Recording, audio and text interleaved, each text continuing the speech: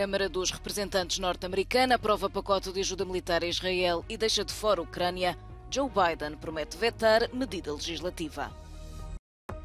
Soldados israelitas procuram túneis do Hamas na cidade de Gaza. Tzahal rejeita totalmente pausa humanitária, apesar de abertura do governo.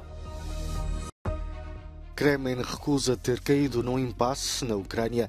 Nenhum dos lados divulga balanços de baixas. Pelo menos 12 pessoas mortas na Europa devido à tempestade Ciarán. Alertas mantêm-se no fim de semana para nova tempestade. A Câmara dos Representantes dos Estados Unidos aprovou um novo pacote de ajuda militar para Israel no valor de 14 mil milhões de dólares, aproximadamente 13.500 milhões de euros. De fora ficaram fundos para a Ucrânia ou Taiwan, solicitados por Joe Biden. Mike Johnson passa assim o primeiro grande teste à frente da Câmara, mas o novo líder da maioria republicana conseguiu ainda que o auxílio apenas para Israel seja compensado com cortes nas despesas do governo. Uma dupla perda para Biden que o democrata prometeu vetar. You're submitting what you think are urgent requests, and the President wants to see all of them honored, all of them acted on by Congress, all of them together. We wouldn't have submitted it that way if we didn't believe that they all weren't important and should be acted on together. Biden apelou já a pausas humanitárias no conflito entre Israel e o Hamas, mas abordado por uma rabina em Minneapolis, excluiu a hipótese de um cessar-fogo. A Casa Branca defende que uma paragem temporária dos bombardeamentos daria tempo suficiente para a retirada dos reféns feitos pelo grupo islamita. As questões humanitárias estarão certamente na agenda do secretário de Estado norte-americano Antony Blinken, de visita a Israel esta sexta-feira. Completado o cerco à cidade de Gaza, as forças israelitas centram-se na detecção de redes subterrâneas que possam abrigar combatentes do Hamas e esconder equipamento militar. As organizações humanitárias alertam para a impossibilidade de fazer chegar ajuda até aqui.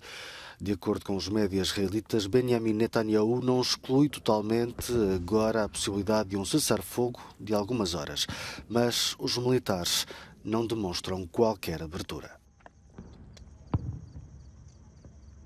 המושג הפסקת אש כרגע לא נמצא על השולחן בכלל. צה"ל נמצא במלחמה, מנהל מלחמה לפרק את חמאס.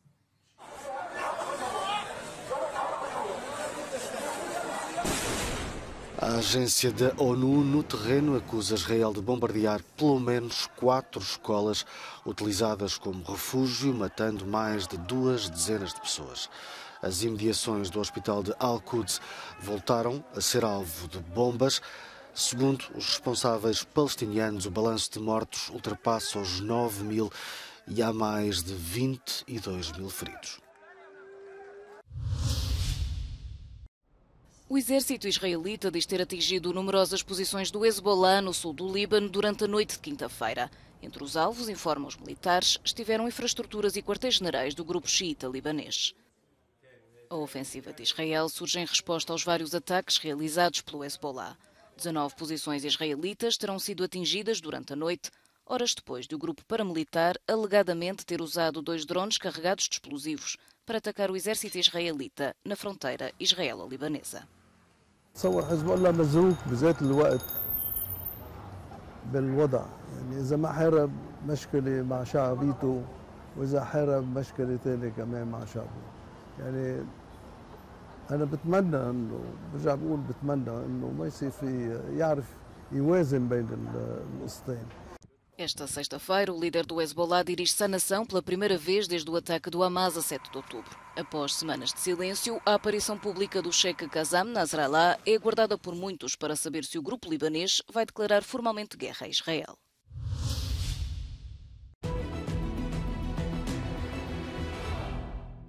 Israeli forces pressed towards Gaza City on Thursday but met fierce resistance from Hamas militants using mortars and hit-and-run attacks from tunnels, says Reuters.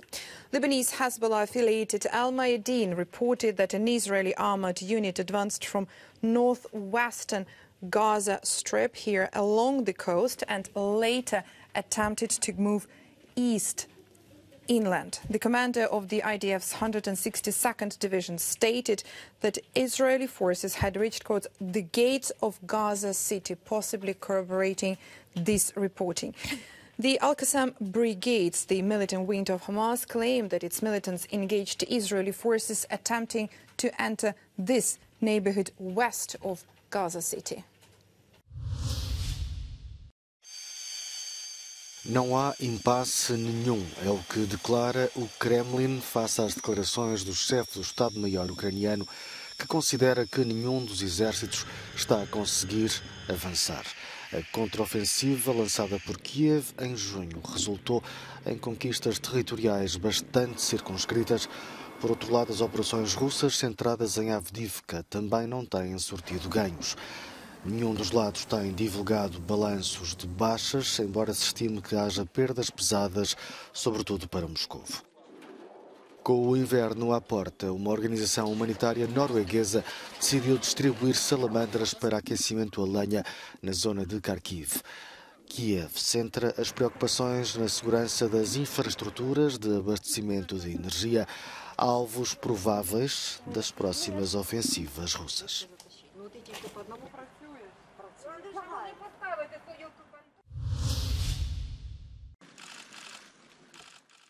A democracia está em declínio em todo o mundo. Esta é a avaliação do Instituto Internacional para a Democracia e Assistência Eleitoral, que mostra um aumento global de tendências autoritárias. O relatório, denominado Estado Global da Democracia 2023, afirma que todas as regiões do mundo assistiram a um declínio democrático. This is the sixth consecutive year of declines in our data set, the longest such period we've seen since we started collecting data. O estudo, baseado em 173 países, utiliza métricas diferentes para determinar classificações, incluindo liberdades civis, independência judicial e Estado de Direito. A Europa aparece no topo como a região com melhor desempenho do mundo, mas a situação não é a mesma em todo o continente. It's important to remember that Europe remains the highest performing region in the world. It continues to lead. It dominates the top of the rankings, which we have released this year. Of course, in certain countries, including high-performing countries, there have been really important declines. These countries remain high-performing, but it's important to stem those declines now before they become more serious. So we've seen things like restrictions on freedom of expression, freedom of the press, and rule of law across Europe and in those countries specifically. A Hungria e a Polónia são os Estados-membros com classificação mais baixa na União Europeia, seguidos da Roménia. Não surpreende que os países nórdicos sejam os que apresentam melhores desempenhos democráticos na União. A Dinamarca está no topo, tanto na Europa como em todo o mundo, com a Noruega e a Finlândia em segundo e terceiro lugar e a Alemanha na terceira posição na Europa. A Áustria e Portugal são dois dos países que recebem menções devido aos declínios acentuados no que diz respeito ao Estado de Direito. Mas nem tudo são más notícias na Europa. We have identified Central Europe, some countries in Central Europe, as sort of the new epicenter of democratic growth in the region. We've seen really significant growth in countries like Moldova, Armenia, Slovenia, and the advances have been quite dramatic in some cases. O relatório também aponta para as recentes eleições na Polónia, por exemplo, que poderão levar o possível novo governo a recuar em várias medidas que contribuíram para o declínio democrático do país. A conclusão geral, segundo o estudo, é de que as democracias não devem ser tidas como garantidas e necessitam de atenção constante para permanecerem fortes.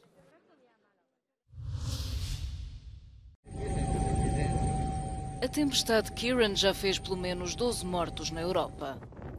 Em Itália, na Toscana, 5 pessoas perderam a vida.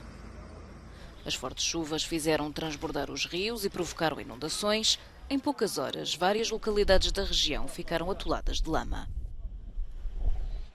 Em Madrid, uma mulher de 23 anos morreu na sequência da queda de uma árvore quando atravessava uma passadeira no centro da capital. 3 outras pessoas ficaram feridas. O mau tempo provocou também o cancelamento de dezenas de voos e ligações de comboios no centro e no norte do país. Em Gante, na Bélgica, mais 2 mortes provocadas pela Ciarán. Entre as vítimas mortais está uma criança de 5 anos. Várias pessoas ficaram feridas, a maior parte devido à queda de ramos e árvores. As autoridades pediram à população que evitasse locais com árvores altas. Rajadas de vento de até 164 km por hora danificaram várias casas na ilha de Jersey, no Canal da Mancha, obrigando os residentes a passar a noite em hotéis. Em todo o Reino Unido, as autoridades registaram numerosos danos. Também em França, mais de 1 milhão de casas continuavam sem eletricidade na manhã de sexta-feira, com o mau tempo a afetar ainda a circulação ferroviária. No país, onde o recente mau tempo foi já responsável pela morte de 2 pessoas, é esperada uma nova tempestade este fim de semana. Domingos, como foi batizada, deverá ainda passar de raspão por Portugal, atingindo essencialmente França, o Reino Unido e a Bélgica.